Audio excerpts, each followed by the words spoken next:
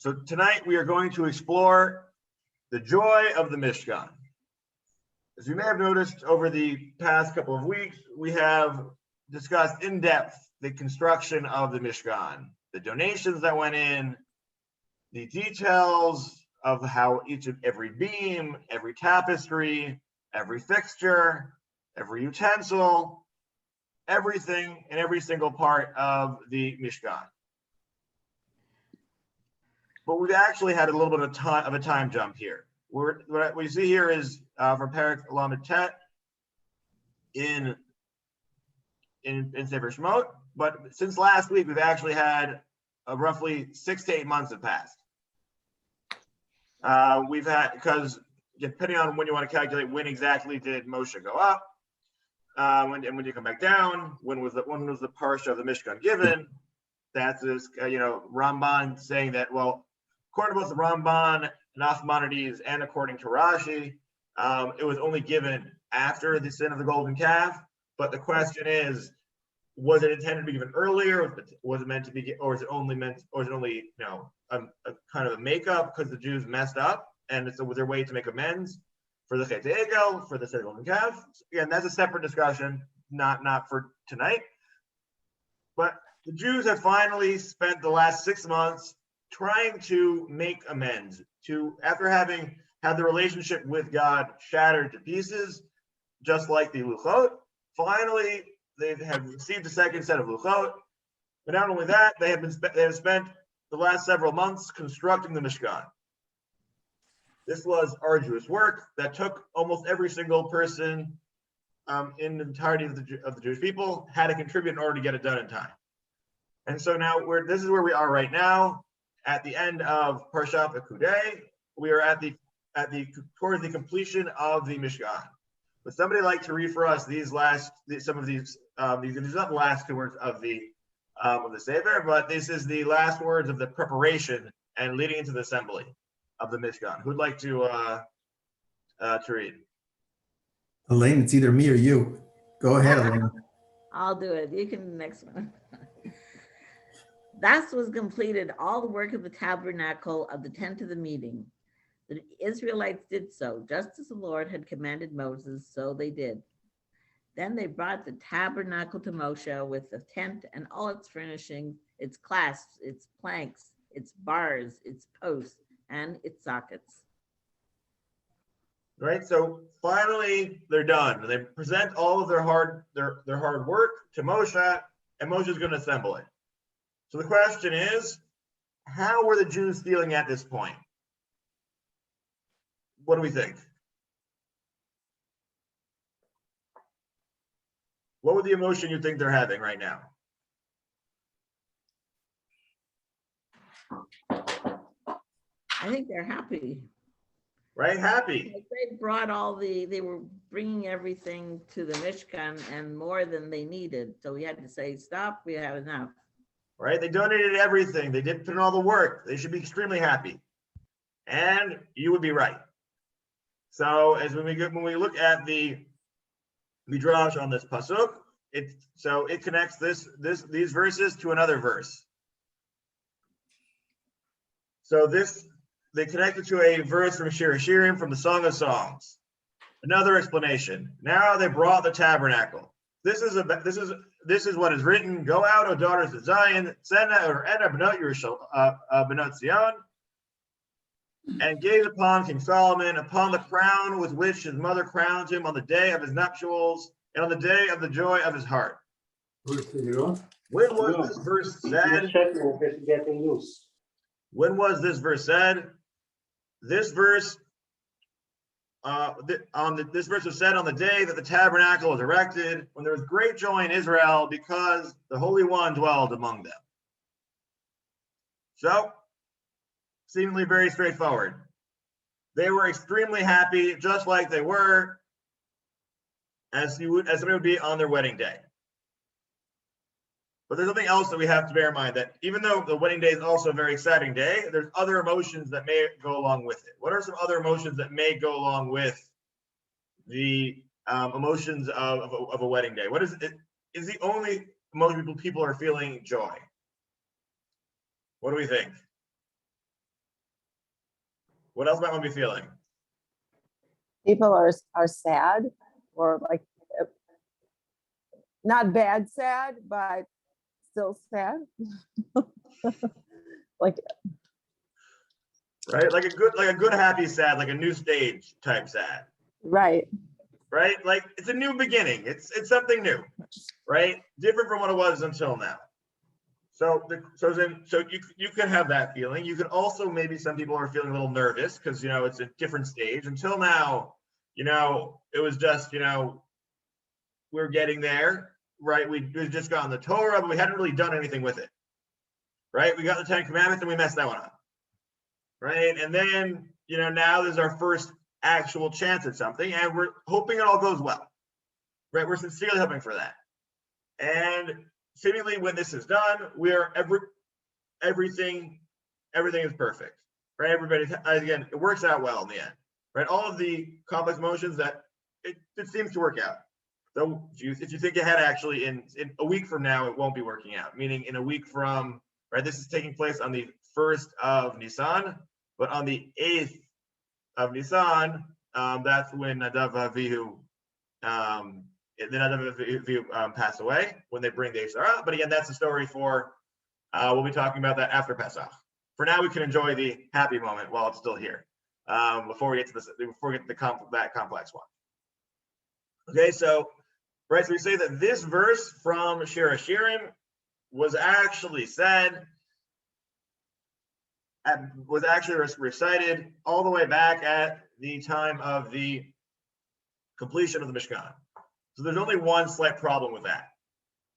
What's the problem saying that this verse, talking about the wedding of King Solomon, was said at the time of the completion of the Mishkan?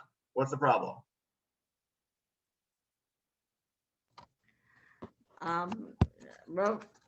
King Shlomo, he made the temple. Wouldn't it be the temple, not the Mishkan? Right? King Shlomo only ended up building the Mishkan, and not only that, they built the Beit HaMikdash, and also that was several hundred years later.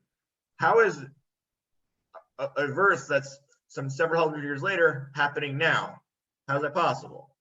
Right? What's going on here? So we're going to need a little bit of explanation for it. How does this whole verse, every single aspect of it, relate to the feelings and emotions, as well as what happened at the completion of the Mishkan? Okay, so now let's get into it and see how this lines up. So now the Midrash is going to break it down for us, why each of these phrases, which don't necessarily in your mind mean this is the Mishkan, but in fact definitely mean the Mishkan. Okay, so we're going to go through. You'll see here when it's got the little quotation marks around it. That's the verse. A verse from some words from Shir HaShirim, from Song of Songs, and then afterwards is explaining how it connects to the feelings and what was going on at the time of the completion of the Mishkan. So who would like to try for this paragraph?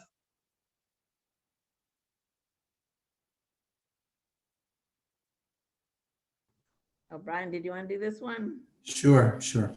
The daughters of Zion, meaning children who are distinguishable by the idolaters through their dedication to me. Just as a marker can be identified by pointing, so too Israel can be identified by pointing, and thus they are daughters of Zion who are distinguishable. Upon King Solomon, upon the king to whom peace belongs, who is the king of the kings, the Holy One, blessed be he. Okay, so again, so the verse we thought was referring to all the daughters of Zion, all the young women in Jerusalem and Israel being happy. So those who are daughters of Zion refers to all of the Jewish people, right? Not just the women, but actually all of the Jewish people are referred to as daughters of Zion. So in case you ever hear that phrase, Bnot Zion, it's probably the name of a seminary or a girls' school, but it could also be for boys too. And then we're talking about the gazing upon King Solomon, so that it's not really talking about King Shlomo. It's more like the king of Shalom, right? The king of peace, right?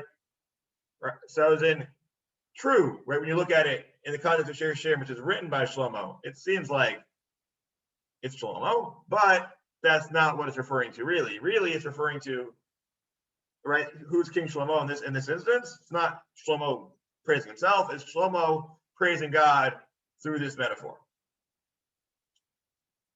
And also note that the term Tzion is also used like the term Tziyun, which is, if you were like for a greater marking point, which you may, if you're familiar from Ivrit class when you got a Tziyun on your Hebrew test, that's what it was. If your Hebrew teacher didn't call it that, that's okay. But that's what my Hebrew teachers used to call it. So it's Tziyun. Okay, so again, so now we got two parts. Now we established what the note Zion referred to, right? The daughters of Zion, as well as what King Shlomo refers to. So now the next question is, when it talks about on the day that he was crowned by his mother, Atara Shitralo Imo. So the question is what does this refer to? So the Midrash answers, this refers to the tabernacle, the Mishkan. And why is it called the crown and Atara? Because just as a crown is decorated, so too the tabernacle is decorated. As it says, an embroidery of blue, embroiderer with blue, purple, crimson wool, and linen of weavers who do every manner of work, and master weavers. This is the crown with which his mother crowned him.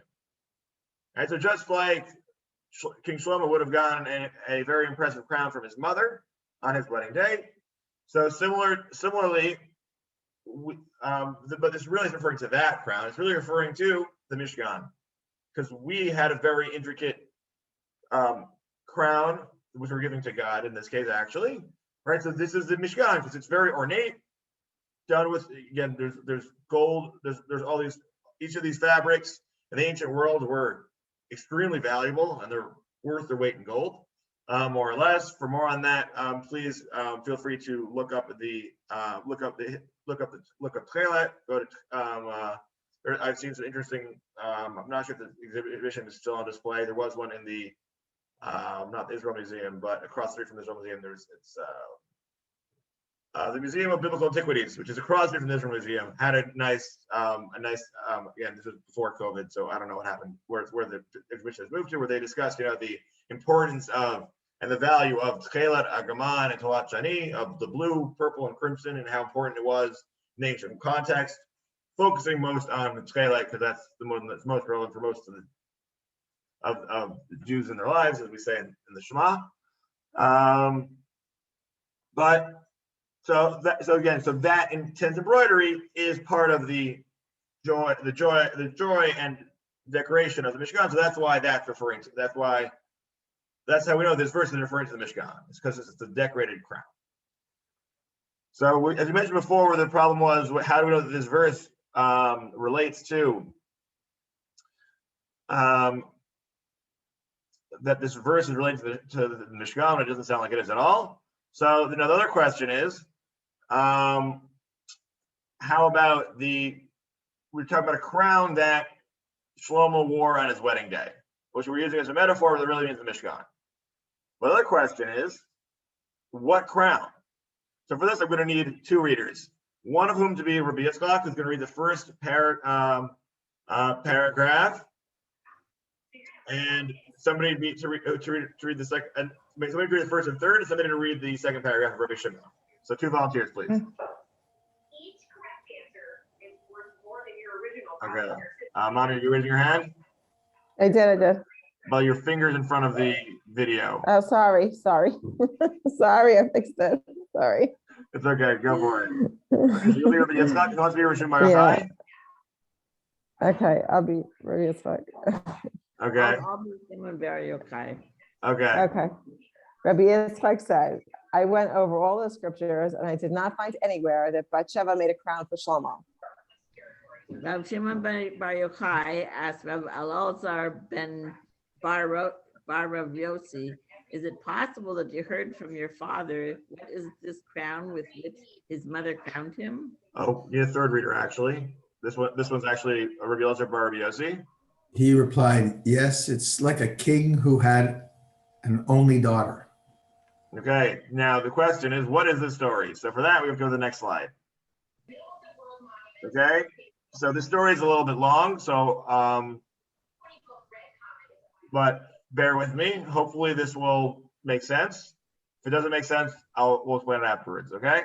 So what is the story with the king and his daughter? So he loved her too much and would call her my daughter. He kept loving her until one day he called her my sister. Until finally he called her my mother. Yes, this does sound a little strange. I see people's faces, right? So the point being is each of these is a term of endearment and increasing in value. In value is the point, right? Again, I don't know how to actually term that how to make that evaluation, and I'm not going to. But that's what the Midrash is going for, right? So the point. So and then afterwards, we're going to go. There's examples about each time, different times throughout Tanakh, when different words are used as terms of endearment between God and the Jewish people. Right So now, yes. Is it noteworthy to notice that he calls her my daughter, my sister, my mother, and he never calls her, thank God, my wife? The only issue is that in Shir Shirim, that is the most common analogy is husband and wife, or Dod and Raya. Okay. Which is, I mean, not necessarily husband and wife, but that's, group, each of their, beloved and. I get it. And yeah, beloved and in male and female form. So then Okay. yes, correct. For some reason there's no mentioning, which is interesting, right? We said it's like your wedding day, but yet we're not referring to a wedding here. Right? So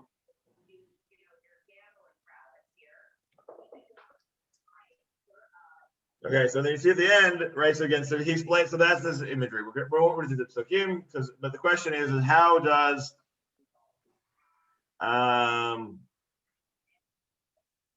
the question is, how does that work out at all? Is my question. Meaning, how does this solve the question? Right? So remember the question that we just had. Where is this crown? And the answer for where is this crown found is that it's like a king with an only daughter who keeps increasing in terms of endearment. And then so at the end we say when it's called my mother, and then right, but do we actually get an answer for where the crown is given?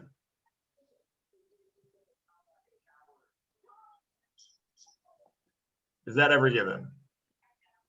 And if you look through, just say the word crown anywhere in Rabbi Elazar, and Rabbi Elazar's response is quoting his brother Rabbi Yossi. The word crown is not to be found anywhere there. Right. So what's going on here? So the point being is that the answer is actually in the last phrase, which we didn't read yet. So Rishon Bar Yochai. So what's the conclusion? Again, he gives this nice parable for the love that God has for the Jewish people, and then Rishon Bar Yochai is the one who would trying to find the answer. Right, what have you heard from your father? And he says, so Rishon Bar Yochai stood up and kissed him on his head. Right? So what's going on here? The point being is that we don't need an explicit mention of the crown being given either by Bat-sheva to her daughter, Bat-sheva to her son Shlomo on his wedding day. Just like you don't need something a description of God giving us a crown at while we are constructing the Mishkan. You don't need the fact that it's not explicitly written in doesn't mean that the emotions and the meanings behind it aren't in fact there. Do you follow this? I'll repeat it again. So even though it appears that there is no explicit mentioning of the crown, the parable is simply saying that it's not about whether or not it was mentioned or not. The question is the love and the sentiment there that you would have given the crown on the wedding day? It's about the emotion and the feeling. Rabbi Elazar, quoting his father Rabbi Yossi, is talking about the love that God has for the Jewish people. And here, that's what we see as well. We see that the relationship between them, which is also why this works very nicely at the end when Hashem Baruch Hu gets him and kisses him on his head, which is a term of endearment for his student Rabbi Elazar. Thank you for having answered the question and for having explained this beautiful relationship to me. Okay. All right. Make sense? I see some like questions. Also, there's noise on the background. Oh, sorry.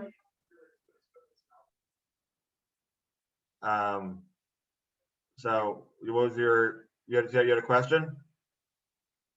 Somebody had a question or yes?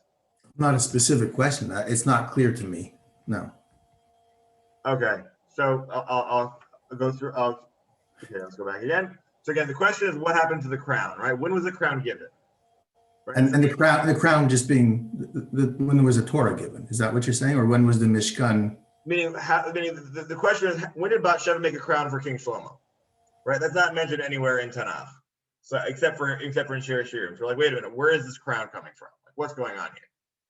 And then the answer for where is this crown is my parable just simply describing the relationship between God and the Jewish people, or between a mother and a child.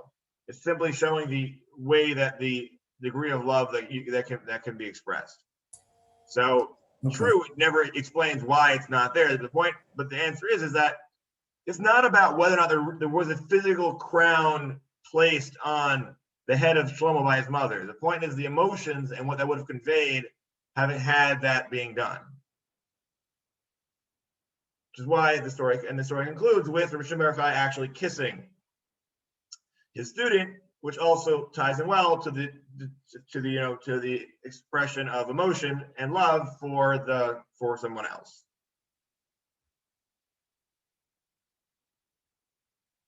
Okay, so hopefully that's clear. If it's not, it's okay. Again, this is the problem when you have a parable. It may have made a little bit more sense back when it was said in the time of the roughly the time, I guess the 5th or 6th century, or a little bit earlier, because Rabbi Yochai would have been, the 2nd century. When it was said, it made more sense idiomatically probably than to us, and that's okay. But as far as the emotion is trying to convey, we can understand it, even if we do find it strange for your daughter to become your sister and then your mother. But the point is that they're increasing in terms of endearments, and you're not only everybody loves their daughter, everybody loves their sister, everybody loves their mother, and even more so if they're if somebody has all three of those forms of love at once. Again, not that you ever should be in a situation where your mother is your daughter and also your sister, because that means there's something really weird happened in your family life, and we don't want to discuss that. Right? That's like one of the cases in the Gemara where it's like, how do you wind up with? Yeah, it's one of those what if questions. You don't want to go down that rabbit hole. We'll leave it. Okay. Right. Can you see me? But yes. Chaim? Yes. Okay, but on the mother sister thing. But you know what? So it's really your daughter, right? But at different times of life, your daughter can be your friend. It can be more of a friend, so she's your sister. And then at one point of life, when you call her your mother, it's because your daughter is now taking care of you. So now your daughter is your mother. Like it's just just like as an evolution of life and how different people take on different roles, even though the person themselves didn't change. That's all. All right. Sounds good. Definitely can be. I think it's also there's a different type of love for a daughter, a sister, and I don't have a sister, but a sister and a mother. I can only speak to 2 of those. I have no sisters, so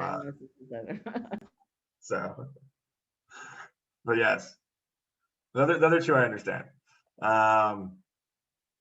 Okay, So now that we've got that, now that we've established that, now the question is this the only interpretation for this verse? So we're gonna get a little more complex now.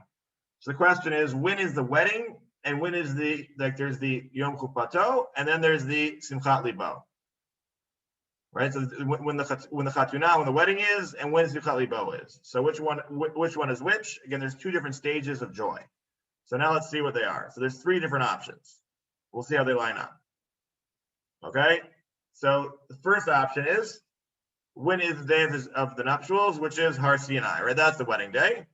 And when is the joy of the heart? That's when they get to Yerushalayim.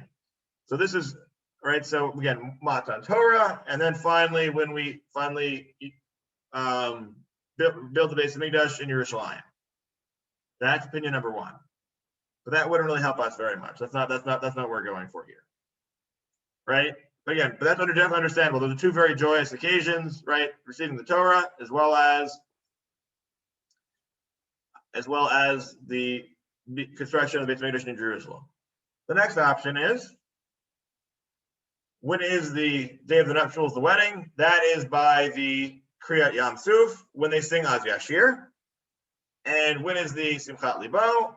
That is when they constructed the Mishkan. So that would work much better with our story, right? So now we've got a time for the Chatuna, we have a time for the wedding, and we have time, and it's directly relating back to the Mishkan, to the tabernacle. The only problem is that we already mentioned the tabernacle earlier, but it's okay because we're just going over again, right? We mentioned we're also happy to be here for the construction of the Mishkan.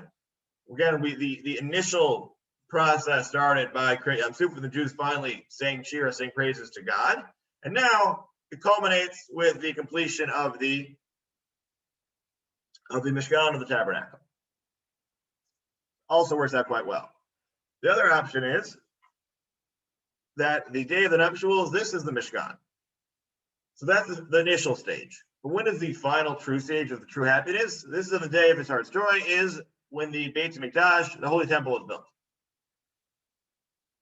So that would imply that we're not quite at full happiness now because, well, we're only one step in the process, right? The Mishkan is a temporary dwelling for God, not the permanent dwelling. The permanent dwelling is actually the Holy Temple, the Beit Mikdash in Jerusalem. So which one of these works best with our parsha and the joy? That would be the middle explanation. But the other two are also explanations that would explain when in Jewish history this verse would be referring to. Okay? All right. So next we have an instance of saying just how happy David HaMelech was in the construction of the Beit HaMikdash. Even though he was not present for the construction, he definitely put in a lot of the effort in terms of assembling all the materials, and he wrote songs that were to be sung at the construction of the Beit HaMikdash. So what he has to say is, I'll read the Hebrew, and then I'll read the English. Yifei nof mesos kol haaretz, Har Tzion yarkitei tzafon Kiryat Melech Rav. The fairest of branches, the joy of the entire earth, Mount Zion, by the north side, the city of a great king. So now we're going to parse this verse and explain what this means in the context of a story. Okay, so why is this so joyous when you view the Yerushalayim from afar? What's going on here? So Rabbi Yochanan, the son of Elazar, says, there once was a peddler who went to Jerusalem. He went to sell his wares. He went and he sat there and he made no sales. And then he said, quoting the words from before, he said, Mesos kol haaretz. Is this really what you call the joy of the earth? Right? What do you mean? Like, there's no business here. It's the worst place ever. After 1 hour, he had sold his entire stock. And then he said, Yefei nof mesos kol haaretz. It's actually the fairest of branches, the joy of the entire earth. So what just happened there?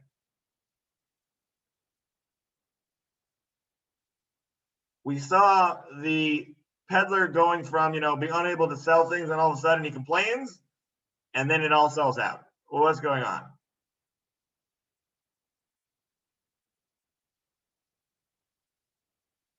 So one option is, what's going on is he simply didn't have the right perspective at that time, right? He was too short-sighted, right? He was so short-sighted that he just, decided to dismiss Jerusalem for not, just because he had a bad day of business. And then shortly thereafter, because, as business tends to do, it's boring all day, then all of a sudden there's a rush. And then he's like, oh, actually, maybe it is. People often, only view a short slice of time and say, oh, that's everything. Just, I spent 5 minutes here, it was boring, that's it. But sometimes in order to truly experience and appreciate something, you have to actually look at the whole process to truly appreciate the experience. That's what's happening here. Also relates to the Mishkan as well. Constructing the Mishkan is a rather long and arduous process. And if you just look at that part, maybe you wouldn't really have said, oh, this was so great. But when you look at the whole process and the conclusion at the culmination of the construction and the celebration around it, then you'll actually be able to truly understand what we mean by it really is a happy place to be. And finally, this is just a fun aside. If anybody knows any accountants, feel free to send them this one. So Rabbi Yochanan said there was a chamber of accounting outside of Jerusalem, and anyone who wanted to think about such things would go there. Why? In order that they shouldn't do their calculations in Jerusalem and be troubled by them, because she is called joy of the entire earth. Right? Since Jerusalem is so happy, therefore you're not allowed to have any accountants sitting there, because if they do, they'll make everybody all depressed. I know right now it's only a month till taxes are due, but I figured I'd ruin everybody's holidays by telling them in advance. So don't worry, you've got time. But you don't mention it during the holidays. You can mention it just before you get there and afterwards. So figured I'd say it now when we have plenty of time to pace off, so we can all hopefully get our taxes done and not have to worry about it over this. Okay. And last but not least, we're going to discuss why is it so joyous. Right? So we went to the beginning of the year, the joy of the Mishkan. So now we're going to get some more details about why is it so joyous. So why all this praise? Because, as it says in Yeshayahu, it's called Kiryat Melech Rav. It's called the city of the great king. And the only problem is we're going to be discussing the greatness of Yerushalayim and of the Beis Mikdash and the Mishkan. But unfortunately, the Yerushalayim was destroyed, the Beis Mikdash was destroyed, and we don't even have a Mishkan anymore. So once she was destroyed, once Yerushalayim was destroyed, rejoicing passed, and the joy of all the earth was exiled. So now we're going to be trying to figure out what do we mean by what does it mean by when the verse says, continues saying, Arva Simcha v'Galam Asos Kol Aretz. What do we mean by that it has gone away? It was evening, right? So what's going on there? So what does it mean by Arva, that all of a sudden it was all gone? It means that it was darkened and obscured, as it says in by the creation of the world, Vayerev Vayiboker Yom Echad. It was evening and it was morning one day. In this world, all of the joy of the earth has ceased, because there is no Beit Hamikdash, there is no Yerushalayim to truly celebrate the way you properly should. And when God one day rebuilds Jerusalem, and He will return all joy to her. And that's why it says at the end of Yeshayahu, you may recognize this from one of the Haftarahs. Also might sound familiar because it's very similar to you probably have seen this verse plastered on a wall somewhere in Israel or Yerushalayim. That for the Lord shall console Zion, He shall console all its ruins, and He shall make its desert like a paradise, and its wasteland like a garden of the Lord. Joy and happiness shall be found therein, thanksgiving and a voice of song. Unfortunately, sometimes the only way you can truly appreciate what joy is when that joy is no longer. The Midrash is saying the best way to describe how happy the Jews were when the Mishkan was built, the only way to potentially describe that joy is to actually describe the opposite. Describe the sadness that was felt when we do not have that joy available to us anymore. Because without the Beit HaMikdash, we can't truly experience the full joy. But even though we can't truly experience the full joy, we can still look forward to one day seeing it rebuilt, because we know that God will one day console us and we'll be able to rejoice as the deserts of Israel and its wastelands become paradise and a garden once again. And hopefully we'll soon merit to seeing the rebuilding of the Beit HaMikdash. Amen. So now, just to wrap up everything that we've covered, as well as to mention a little bit of schedule points at the end of that. So again, we started off by saying how happy were the Jews. We say it was as happy as if it was their wedding day. We connected to a verse in the Song of Songs. We went through how each and every word in that verse connects to a different aspect of the construction of the Beit HaMikdash and the joy that could be felt on that wedding day. And then we finally reached the conclusion of the Midrash where, well, yes, there are all of these nice imagery, but really the only true way to actually understand the joy is to first appreciate our sadness for what we're currently lacking. We don't have the Beit HaMikdash, we don't have the Mishkan, and hopefully that profound loss and sense of loss that we have will someday be replaced with the exact opposite feeling of joy, and that's when we'll be able to truly appreciate just how joyous it was when the Beit HaMikdash and the Mishkan were completed. So